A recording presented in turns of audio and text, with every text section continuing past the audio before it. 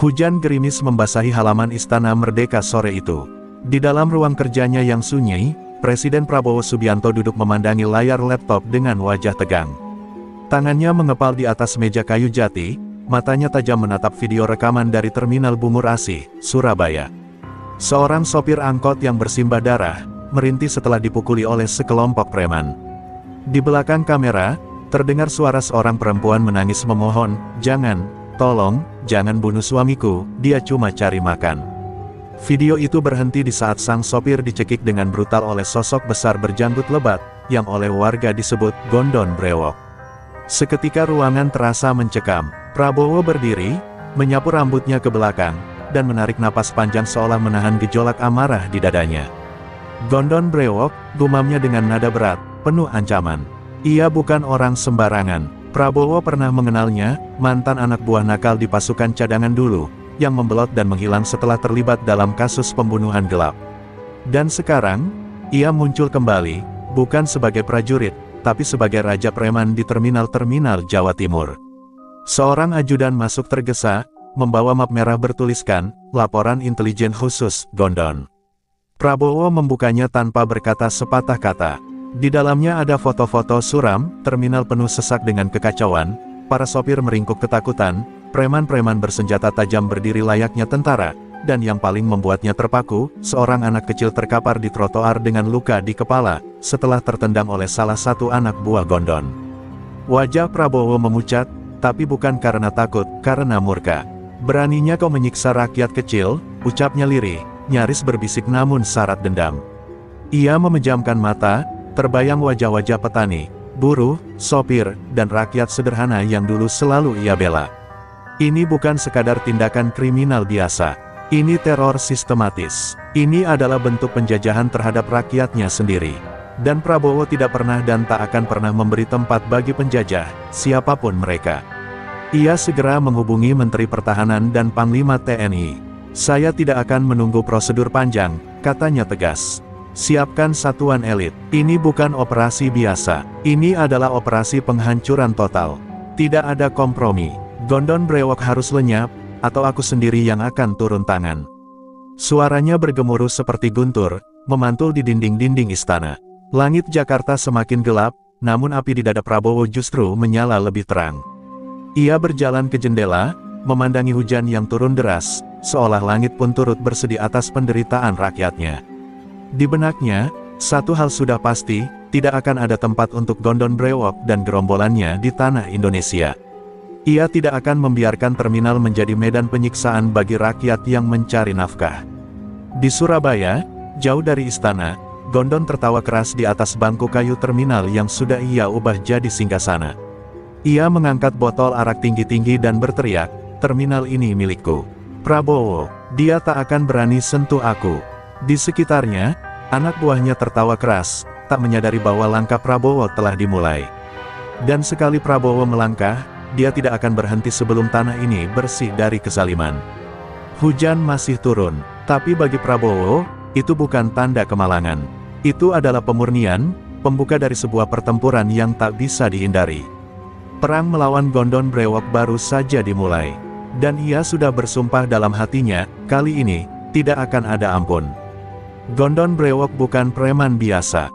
Jauh sebelum namanya ditakuti di terminal-terminal Jawa Timur, ia adalah seorang prajurit yang digembleng dalam medan tempur berat. Dulu, namanya adalah Serka Gondowijojo, salah satu anggota pasukan khusus yang pernah ikut operasi rahasia di perbatasan. Ia dikenal ganas, disiplin, dan haus darah. Tapi ada sesuatu yang membedakan Gondo dari prajurit lain, ia tidak pernah patuh pada perintah atasan. Ia memilih caranya sendiri, dan saat caranya ditentang, ia membangkang. Puncaknya adalah insiden pembantaian warga sipil saat operasi pembebasan sandera. Gondon melanggar perintah, membakar satu kampung, dan mengeksekusi tawanan tanpa belas kasih. Kasus itu ditutup rapat oleh pihak militer, namun Prabowo yang saat itu menjabat tinggi di lingkaran militer, tahu siapa pelakunya. Ia mengusulkan pemecatan dan pengasingan Gondo ke pos terpencil. Tapi Gondo tidak tinggal diam. Ia melarikan diri saat konvoi pemindahan, dan sejak saat itu, lenyap dari peta militer. Beberapa mengira ia sudah mati, namun kenyataannya, Gondo hanya mengganti medan tempur, dari hutan perang menjadi hutan beton, dari musuh negara menjadi musuh rakyat. Gondo membangun kekuatan dari bawah. Ia mulai sebagai tukang parkir ilegal, lalu merekrut anak-anak jalanan, pengangguran, dan preman kecil untuk membentuk pasukan. Ia mengajari mereka cara bertarung, taktik intimidasi, dan cara menguasai wilayah seperti layaknya operasi militer. Dalam 5 tahun, ia menguasai hampir seluruh terminal strategis di Surabaya, Malang, dan sekitarnya, dengan sistem yang rapi dan kejam. Setiap sopir, pedagang kaki lima, hingga anak kecil harus setor keamanan kepada pasukannya. Ia memerintah dengan tangan besi. Mereka yang menolak, dihajar hingga cacat. Mereka yang melawan, dikubur di tempat-tempat tersembunyi di balik ruko tua. Dan bagi Gondon, semua ini adalah bentuk pembersihan, cara membangun ketertiban dengan versi hukumnya sendiri. Ia menyebut dirinya bukan bos preman, melainkan komandan terminal rakyat. Ia menebar propaganda bahwa dirinya melindungi warga miskin dari keserakahan elit, padahal ia memeras mereka lebih kejam dari siapapun. Di salah satu sudut terminal, seorang pria tua yang kehilangan anaknya karena dipukuli anak buah Gondon hanya bisa menangis diam.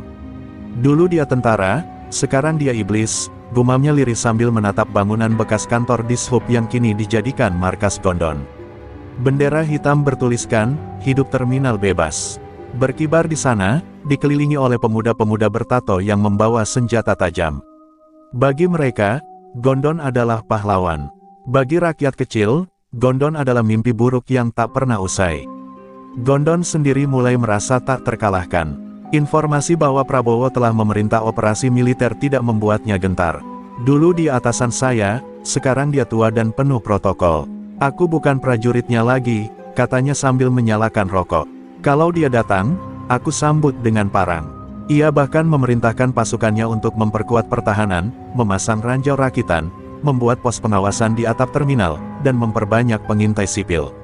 Namun, satu hal yang tidak Gondon tahu, Prabowo tidak akan bergerak seperti pejabat biasa. Ia tidak membawa birokrasi, tidak membawa pidato panjang, tidak membawa kamera media. Ia membawa amarah seorang pemimpin yang telah cukup bersabar. Dan jika Gondon mengira ini hanya urusan geng preman lawan tentara, ia salah besar. Prabowo tidak sedang menjalankan operasi biasa. Ia sedang menjalankan penebusan sejarah, dan targetnya hanya satu, menghapus Gondon dari peta Indonesia. Di kejauhan, di markas komando di Jakarta, Prabowo berdiri memandangi foto Gondon brewok di layar besar. "Kau pernah memilih menjadi musuh negara," gumamnya pelan, "tapi sekarang, kau memilih menjadi musuh rakyat." Dan dalam hatinya, Prabowo bersumpah, akan ia kejar, ia hancurkan, bahkan jika harus turun ke medan perang sendiri. Malam itu, ruang bawah tanah Istana Merdeka berubah menjadi pusat perencanaan rahasia. Tidak ada media, tidak ada staf biasa. Hanya orang-orang terpilih yang dipercaya sepenuhnya oleh Presiden Prabowo. Peta Jawa Timur terbentang di atas meja kaca besar, disorot cahaya redup dari lampu gantung. Di atasnya, ditandai dengan pin merah dan kuning, adalah wilayah-wilayah kekuasaan Gondon Brewok, Terminal Bungurasih, Arjosari, Joyoboyo, dan beberapa titik strategis lain yang kini menjadi zona hitam. Ini bukan hanya tentang membubarkan gerombolan preman, kata Prabowo, suaranya pelan namun dalam, seperti gemuruh sebelum badai. Ini adalah soal mengembalikan kepercayaan rakyat bahwa negara tidak tunduk pada ketakutan. Ia menunjuk satu titik pada peta, sebuah jalan sempit di belakang terminal Bungurasih. Ini jalur pasokan mereka, putus ini, dan kita lumpuhkan logistik mereka. Setelah itu, kita serbu dari 3 arah. Tanpa pasokan, kekuasaan Gondon akan runtuh dari dalam. Mayor Jenderal Tito, komandan pasukan khusus yang ditunjuk langsung oleh Prabowo, mengangguk. Tapi kita butuh waktu, Pak. Jaringan mereka menyamar sebagai pedagang, tukang parkir, bahkan petugas keamanan terminal. Kalau kita salah langkah, bisa-bisa kita membantai rakyat sendiri. Prabowo menatapnya tajam, maka jangan salah langkah. Gunakan intelijen sipil, gunakan yang tak terlihat. Jika Gondon menguasai terminal, kita kuasai bayangan terminal. Selama berminggu-minggu, pasukan intel mulai menyusup perlahan. Seorang pengamen tua ternyata agen berpangkat letnan. Seorang penjual rokok di pojok terminal ternyata operator drone mini. Satu persatu informasi bocor, jumlah pasukan Gondon, senjata yang mereka simpan di warung kopi, lorong-lorong kabur, hingga rumah persembunyian Gondon di kaki Gunung Arjuno. Semua dicatat rapi dan diserahkan ke tangan Prabowo. Namun di balik perencanaan matang, hati Prabowo terus didera bayangan masa lalu. Ia teringat saat dulu ia menandatangani surat pemecatan Gondon, dengan rasa berat tapi yakin. Ia tidak pernah membayangkan keputusan itu akan melahirkan sosok monster yang kini menindas rakyatnya. "Ini kesalahanku," ucapnya dalam hati, saat sendirian di dalam kapal kecil dekat ruang kerja. "Kini aku harus menebusnya, bukan dengan kata-kata, tapi dengan tindakan." Pada malam ke-7, Prabowo memanggil seluruh komandan ke ruang utama. Dengan peta besar masih terbentang, ia berkata lantang, "Kita tak akan datang sebagai penjajah. Kita akan datang sebagai pembebas. Tapi ingat, jangan beri ampun pada yang menindas rakyat. Mereka bukan warga, mereka adalah musuh dalam negeri." Seruan itu disambut dengan salut dan sorak sunyi penuh tekad dari seluruh pasukan yang hadir. Mereka tahu ini bukan misi biasa. Ini adalah perintah langsung dari Presiden, seorang prajurit sejati. Di tempat lain, Gondon Brewok mulai mencium pergerakan aneh di sekitar terminalnya. Beberapa penjaga terminal hilang tanpa jejak. Ada kamera CCTV mati secara misterius. Ada pengamen baru yang terlalu sering berada di tempat yang sama. Tapi Gondon hanya tertawa dan berkata, "Kalau Prabowo datang, biar aku yang hadapi sendiri." Ia bahkan menyiapkan 2 pedang panjang di dinding ruangannya, pedang yang dulu ia curi dari markas militer. Di bawahnya tertulis, "Siapapun yang pernah membuangku, akan mati oleh tanganku." Sementara itu, Prabowo berdiri di balkon istana, menatap ke timur. Di benaknya, ia tak melihat terminal, tak melihat preman, tak melihat strategi. Yang ia lihat adalah wajah-wajah rakyat kecil, sopir tua yang menangis karena dipukul, ibu muda yang kehilangan suami, dan anak kecil yang takut pulang ke rumah karena terminal berubah jadi sarang neraka. "Sebentar lagi," bisiknya, "keadilan akan turun seperti badai.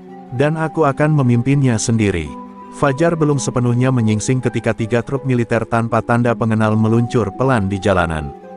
Belakang Surabaya, di dalamnya, pasukan elit berpakaian sipil bersiap dengan senjata peredam dan pelat baja tersembunyi. Tidak ada suara, tidak ada aba-aba keras. Semua bekerja dalam senyap, seperti bayangan. Perintah datang langsung dari Prabowo, "Tangkap hidup-hidup para pimpinan bawah Gondon. Jangan bunuh kecuali terpaksa. Kita akan buat mereka bicara." Di sebuah warung kopi tua di pinggiran terminal Arjosari, seorang lelaki berbadan besar sedang memainkan domino bersama 2 preman lokal. Ia adalah Sukri Tanduk, tangan kanan Gondon yang mengatur distribusi, setoran keamanan. Tak disangka, kopi ketiganya belum habis ketika pintu warung mendadak digedor dan sekelompok pria bertopeng masuk tanpa suara. Dalam hitungan detik, Sukri sudah tersungkur ke lantai, mulutnya dibekap, tangannya diborgol. 2 preman lain mencoba lari tapi langsung dilumpuhkan, satu dengan tembakan bius, satu lagi dengan pukulan bersarung baja. Di markas rahasia pasukan di luar kota, Sukri dipaksa duduk di hadapan layar. Di sana muncul wajah Presiden Prabowo. Tatapan Prabowo tajam, tak berkata banyak. "Berapa nyawa sudah kalian ambil dari rakyatku?" tanyanya datar. Sukri gemetar, tapi diam. Prabowo mendekatkan wajahnya ke kamera. "Kau pikir ini akan seperti biasa? Kau pikir aku seperti pejabat yang bisa kalian sogok? Tidak, Sukri. Aku tidak datang untuk bernegosiasi. Aku datang untuk menghapus dosa kalian dari bumi ini." Tak tahan tekanan, Sukri akhirnya bicara. Ia buka semua, lokasi gudang senjata di bekas pabrik es, daftar para koordinator lapangan, hingga tempat persembunyian Gondon yang selama ini disangka mitos, sebuah bunker tersembunyi di bawah terminal Joyoboyo yang hanya bisa diakses lewat lubang gat khusus. Informasi itu dikirim cepat ke Prabowo, yang langsung memerintahkan gerak senyap. Namun satu hal yang membuat wajah Prabowo mengeras, Gondon ternyata telah membentuk pasukan inti, sebuah kelompok fanatik bersenjata tajam dan senapan laras pendek, yang siap mati demi mempertahankan kekuasaan. Sementara itu, Gondon yang mulai mencium pergerakan pasukan negara, tidak gentar. Ia malah berdiri di tengah lapangan terminal, di hadapan ratusan anak buahnya. "Prabowo datang," serunya. "Biar dia datang. Di medan tempur dulu, dia hanya pakai strategi. Aku yang berlumur darah. Sorak-sorai membahana. Ia menyuruh semua preman bersenjata untuk tidur di terminal, siaga 24 jam. Kamera pengintai ditambah, jebakan ranjau botol rakitan disiapkan di gang sempit, dan pengeras suara dipasang untuk memperdengarkan lagu Mars ciptaannya sendiri. Terminal ini milik darah, bukan hukum. Namun tanpa mereka sadari, langkah-langkah mereka diawasi oleh ratusan mata tak kasat, penjual kopi, pemulung, pengamen, bahkan tukang tambal ban yang diam-diam membawa alat komunikasi mini. Semua itu adalah bagian dari jaringan bayangan Prabowo. Dalam waktu 48 jam, blueprint penuh terminal Joyoboyo telah tergambar di markas taktis. Kita serang dari bawah, ujar Prabowo pada Mayor Tito. Masuk dari saluran air, matikan penerangan, lalu lumpuhkan mereka saat mereka buta. Tak ada senyum. Ini bukan operasi militer. Ini perburuan monster di tanah rakyat sendiri. Malam itu, Prabowo tidak tidur. Ia duduk di ruang kontrol, menatap peta digital yang berkedip, titik-titik merah menandakan pasukan Gondon, titik biru pasukan negara. Tangannya menggenggam liontin kecil yang berisi foto para korban kekejaman Gondon. Waktunya membayar lunas, Gondon, gumamnya pelan. Kau pikir kau musuhku, tapi kau salah. Kau adalah musuh rakyat, dan rakyat tak akan kalah kali ini. Perintah akhir pun dikeluarkan. Tanggal dan jam sudah ditetapkan. Operasi besar akan dimulai dalam 72 jam. Dan kali ini, Prabowo sendiri yang akan memimpin dari garis depan. Ia tahu risiko, ia bisa ditembak, dibom, atau bahkan dikhianati. Tapi bagi Prabowo, tak ada yang lebih mulia daripada mati dalam pertempuran demi menegakkan keadilan. Tepat pukul 2.30 dini hari, langit Surabaya gelap dan berat, seakan ikut menahan napas menjelang badai. Di sebuah gorong-gorong besar yang sudah lama tak dilalui air, pasukan elit bersenjata lengkap merayap seperti ular dalam diam. Mereka menyusuri jalur bawah tanah yang lembab dan berbau menyengat, menuju jantung sarang Gondon Brewok, bunker rahasia di bawah terminal Joyoboyo. Di tengah barisan, mengenakan rompi hitam tanpa lambang dan helm baja, berdiri Presiden Prabowo sendiri. Matanya tajam menatap ke depan, langkahnya tegas, tidak goyah sedikit pun. Ini bukan hanya misi, ini penebusan. Di atas tanah, Gondon sedang tertidur di kursi besi panjang dalam ruang kontrol.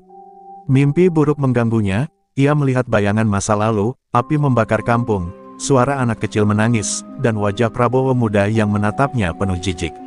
Ia terbangun dengan napas memburu. Alarm tak berbunyi, semua tenang, tapi ketenangan itulah yang mencurigakan. Gondon berdiri, membuka layar pemantau. Beberapa kamera mati, beberapa lainnya hanya menampilkan gambar hitam. Ia mengerutkan dahi, ada yang tidak beres. Di bawah, pasukan tiba di gerbang besi tua yang menghalangi lorong menuju bunker. 2 ahli ledakan dikerahkan, tapi Prabowo mengangkat tangan. Jangan ledakan, ini harus diam. Ia mengeluarkan palu baja kecil dan memukul pin pengunci secara manual, pelan tapi pasti. Detik demi detik berlalu seperti jam siksaan, hingga akhirnya pintu terbuka dengan decitan pelan. Dari balik lorong, terdengar suara samar musik dangdut dan tawa. Anak buah Gondon tengah berjaga tapi lengah, merasa aman di bawah tanah yang mereka kira takkan tersentuh. Satu aba-aba pelan dari Prabowo, lumpuhkan, bukan bunuh. Lalu pasukan menyebar seperti bayangan. Dalam waktu kurang dari 5 menit, 6 penjaga diamankan, 2 diantaranya tak sadarkan diri. Tidak satu pun tembakan dilepaskan. Tapi suasana berubah mendadak ketika salah satu penjaga berhasil menekan alarm tersembunyi. Sirene kuning meraung. Bunker langsung dikunci otomatis dari pusat kontrol. Lampu menyala terang. Gondon menatap layar yang kini menunjukkan wajah-wajah tak dikenal di bawah tanah. Lalu ia melihat satu wajah yang membuat darahnya membeku, Prabowo. Gondon meraung marah, mengangkat senapan laras pendek yang disimpannya di balik meja. Si tua itu datang sendiri. Baik, biar kubunuh dia dengan tanganku sendiri. Ia memanggil seluruh pasukan intinya. Bersiap, kita perang di bawah tanah. Tembok lorong bunker yang sempit pun menjadi arena baku tembak yang brutal. Peluru melesat di ruang sempit, percikan api menyala dari dinding besi, dan teriakan pertempuran menggema seperti guntur. Tapi pasukan negara terlatih, disiplin, dan bergerak seperti satu tubuh. Satu persatu anak buah Gondon tumbang, hingga jumlah mereka tinggal separuh. Prabowo sendiri maju ke barisan depan. Ia tidak sekadar memimpin, ia bertarung. Dengan pistol di tangan kanan dan belati di kiri, ia bergerak cepat. Seorang preman mencoba menyerangnya dengan kapak, tapi satu tembakan akurat menghentikan langkahnya. Seorang lainnya menjerit saat Prabowo menendangnya ke dinding logam. Tidak ada ragu, tidak ada ampun. Ini untuk rakyatmu yang kau sakiti, teriak Prabowo ketika menghantamkan gagang senjatanya ke dada lawan yang terakhir. Gondon akhirnya muncul di ujung lorong, dikelilingi anak buah terakhirnya. Prabowo, teriaknya seperti binatang terluka. Prabowo menatapnya, perlahan berjalan mendekat. Sudah cukup, Gondon, ujarnya pelan. Turun tanganmu, ini sudah berakhir. Tapi Gondon malah tertawa gila. Kau pikir aku akan menyerah pada orang tua berseragam? Aku lahir dari perang. Aku akan mati dalam perang. Ia mengangkat senapan dan menembak. Peluru itu meleset. Prabowo bergerak cepat, menekuk lutut dan membalas tembakan. Peluru bersarang di bahu Gondon. Ia terhuyung, namun tetap berdiri. Darah mengucur deras. Kalau kau mau aku mati, datanglah dan bunuh aku dengan tanganmu sendiri, teriaknya. Dan tanpa ragu, Prabowo melangkah maju, melempar senjatanya ke lantai. Hanya ia dan Gondon, dua bekas prajurit, dua masa lalu yang belum selesai. Pertarungan sebenarnya baru saja dimulai. Keheningan menyelimuti lorong panjang itu, hanya denting-denting senjata yang jatuh dan derap napas berat yang terdengar. Gondon berdiri terhuyung, darah mengalir dari bahunya yang terluka, matanya penuh amarah dan kebencian. Di hadapannya, Prabowo berdiri tenang, meski darahnya mulai meresap ke lapisan seragam. Keduanya saling memandang, seolah menilai siapa yang lebih kuat, siapa yang lebih berhak hidup. Suara mesin udara yang berputar di ruang tertutup itu terdengar seperti bisikan, seolah menunggu hasil dari pertarungan yang tak dapat dihindari. Kenapa kau datang ke sini, Prabowo? Suara Gondon terdengar parau. Kau bisa hidup dengan tenang, menikmati kemenanganmu. Tapi kau memilih untuk menuntut balas, memburu preman sepertiku. Prabowo tidak menjawab langsung, hanya melangkah perlahan ke arah Gondon. Wajahnya tetap datar, tak menunjukkan rasa benci ataupun simpati. Ia hanya mengingatkan diri bahwa ini bukan tentang balas dendam pribadi, ini adalah perjuangan untuk masa depan yang lebih baik, untuk rakyat yang tertindas oleh tangan besi Gondon dan anak buahnya. Aku datang untuk mengakhiri ketakutan yang kalian sebarkan, jawab Prabowo dengan suara rendah, namun penuh keyakinan. Aku datang untuk menghapus semua dosa yang kalian lakukan pada rakyat. Gondon tertawa terbahak, menahan rasa sakit.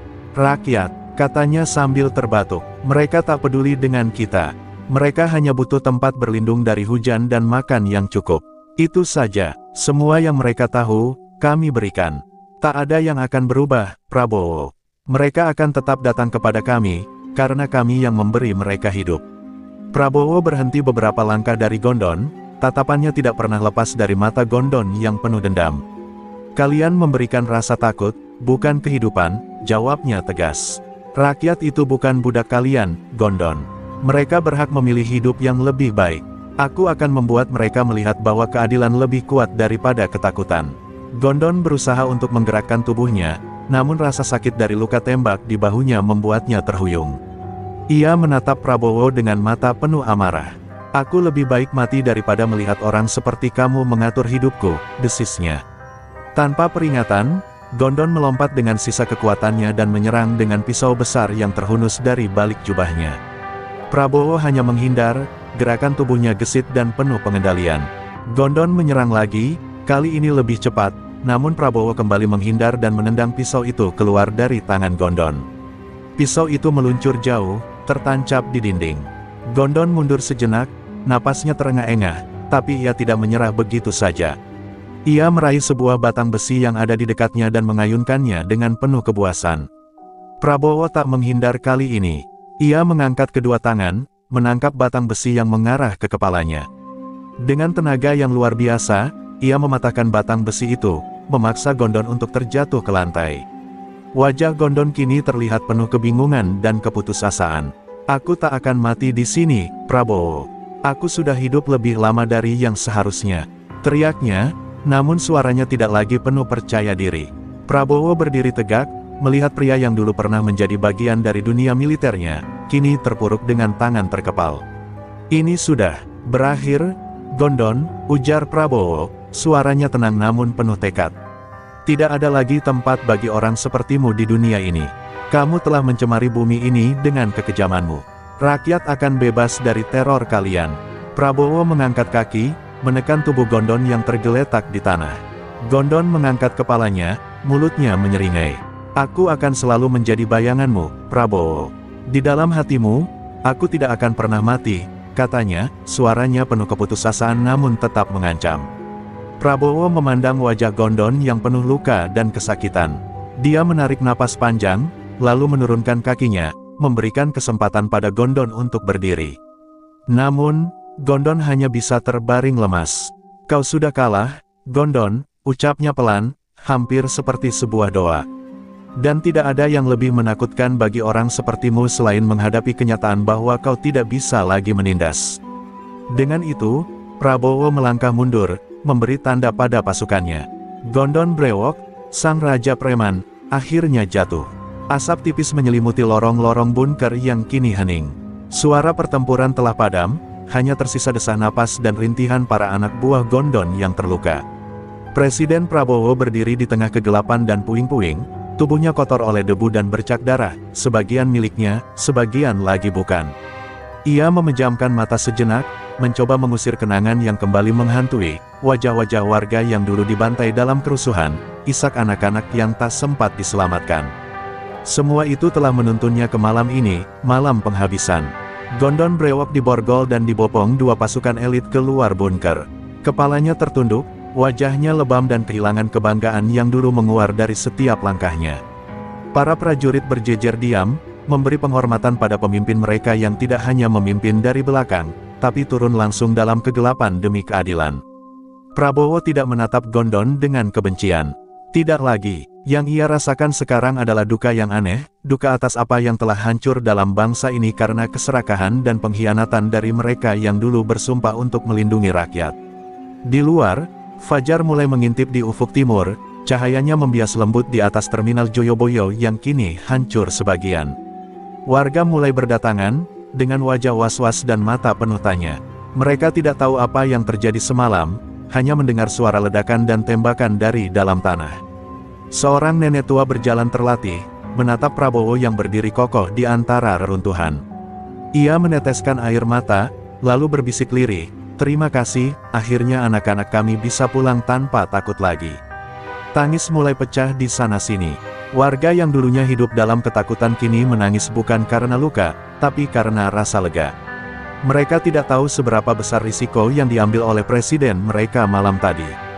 Tapi mereka tahu satu hal, rasa takut yang selama ini mencengkeram leher mereka, kini telah hilang.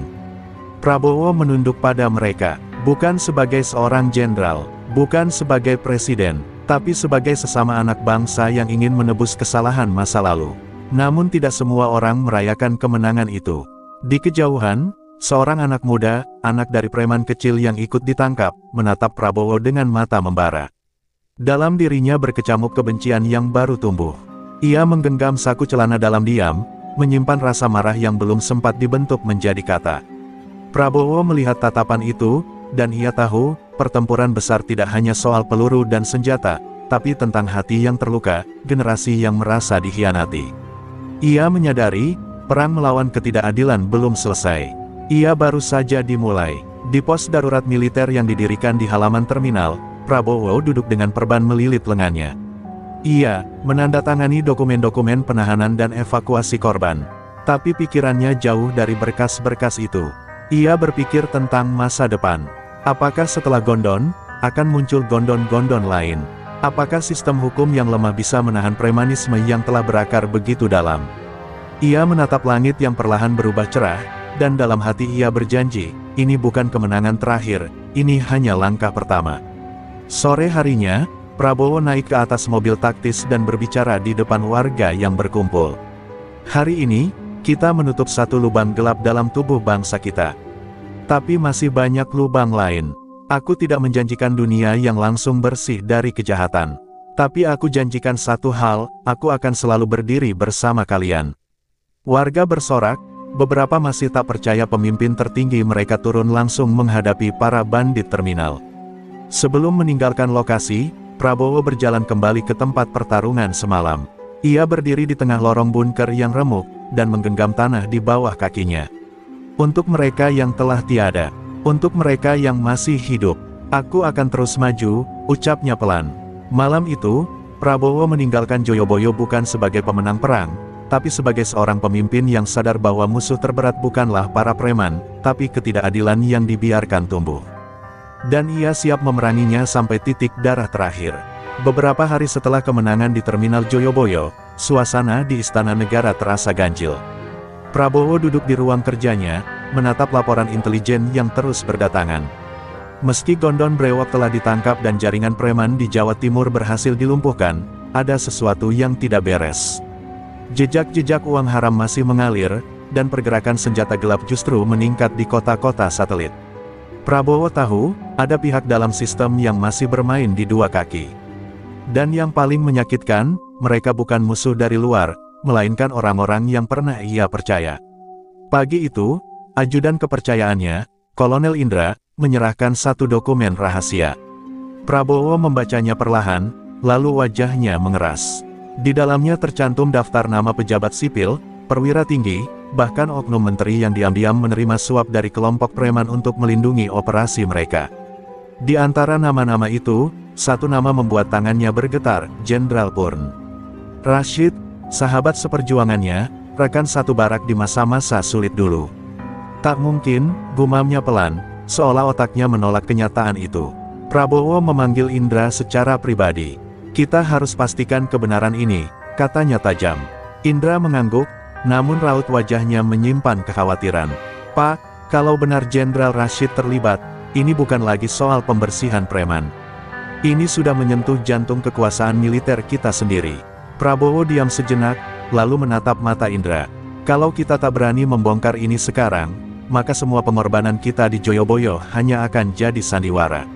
Aku tidak mau berperang di terminal, tapi kalah di istana. Sementara itu, di sebuah rumah mewah di kawasan elit Surabaya, Jenderal Rashid duduk termenung. Ia tahu waktunya hampir habis. Pasukan Prabowo sudah mencium jejaknya. Tapi ia tidak takut. Baginya, apa yang ia lakukan adalah bentuk keseimbangan, membiarkan dunia bawah tetap hidup agar dunia atas bisa tetap stabil. Prabowo terlalu idealis, gumamnya. Dunia ini tak bisa diatur hanya dengan kebenaran. Ia menyesap tehnya, lalu memandangi layar tablet yang memperlihatkan wajah Prabowo saat pidato. Kalau dia benar-benar memburuku, maka ini akan jadi akhir dari persaudaraan kami. Kabar pengkhianatan ini mulai meresap ke telinga publik. Bocoran media mulai menyebar, ada perwira tinggi yang mendalangi preman-preman Jawa Timur. Rakyat yang baru merasakan secercah harapan kembali cemas. Mereka mulai bertanya, siapa yang benar-benar berpihak pada mereka. Di sisi lain, para loyalis Prabowo menuntut aksi cepat. Tangkap siapapun yang terlibat, meski dia Jenderal Bintang 3 sekalipun. Teriak salah satu aktivis di depan DPR. Prabowo mulai merasa beban di pundaknya semakin berat. Ia tidak hanya memikul harapan rakyat, tetapi juga menghadapi kenyataan pahit bahwa musuh sejatinya ada dalam lingkaran sendiri. Di malam yang sepi, ia duduk di musala kecil di belakang istana, berdoa lama tanpa suara. Matanya sembab, hatinya perih. Ya Allah, kalau aku harus menghancurkan orang-orang yang pernah aku cintai demi kebaikan negeri ini, beri aku kekuatan, bisiknya lirih. Pagi berikutnya, Prabowo menggelar rapat tertutup. Semua pasukan elit yang dipercaya dikumpulkan. Kita akan bersih-bersih, bukan hanya di terminal, tapi sampai ke akar pengkhianatan di jantung kekuasaan. Tidak ada yang kebal hukum, tidak ada yang luput dari tanggung jawab, katanya lantang. Di ruangan itu, tidak ada yang berani bersuara. Mereka tahu, babak baru akan dimulai. Babak di mana Prabowo tidak hanya melawan preman bersenjata, tapi juga para pengkhianat berbaju kehormatan. Dan perang itu jauh lebih berbahaya, karena musuhnya tahu setiap langkah Prabowo. Dan mereka sudah bersiap untuk membunuhnya, dari dalam. Langit Jakarta mendung sejak pagi. Prabowo berdiri di balkon lantai atas Istana Merdeka, memandangi lapangan yang sepi. Ia merasakan sesuatu yang tidak ia rasakan sejak menjadi presiden, ketakutan. Bukan takut pada peluru atau bom, melainkan pada pengkhianatan yang menyelinap bagai racun dalam darah bangsanya sendiri. Laporan terakhir menyebutkan bahwa Jenderal Rashid telah menghilang dari kediamannya, membawa serta sekelompok loyalis bersenjata dari batalion cadangan yang dulu ia bina secara pribadi. Ini bukan lagi isu korupsi, ini ancaman kudeta. Kolonel Indra masuk tergesa, napasnya memburu. Pak, markas batalion 45 di Cibinong kosong. Semua pasukan kabarnya bergerak ke arah selatan Jakarta. Mereka menutup komunikasi dan membawa persenjataan berat. Prabowo terdiam. Ini bukan hanya pemberontakan kecil. Rashid sedang menantang negara, ucapnya, pelan tapi dalam. Ia tahu, ini adalah buah dari kompromi yang terlalu lama terhadap para oportunis di dalam militer. Hari ini, kesabaran itu menuntut harga mahal. Sore itu, ruang kendali nasional dipenuhi ketegangan. Layar-layar besar menampilkan titik-titik merah yang menandakan pergerakan pasukan tak resmi menuju ibu kota. Prabowo mengambil alih komando. Aktifkan protokol merah. Kunci seluruh jalur masuk ke istana. Panggil semua satuan elit. Jangan beri ruang untuk mereka mendekat, perintahnya.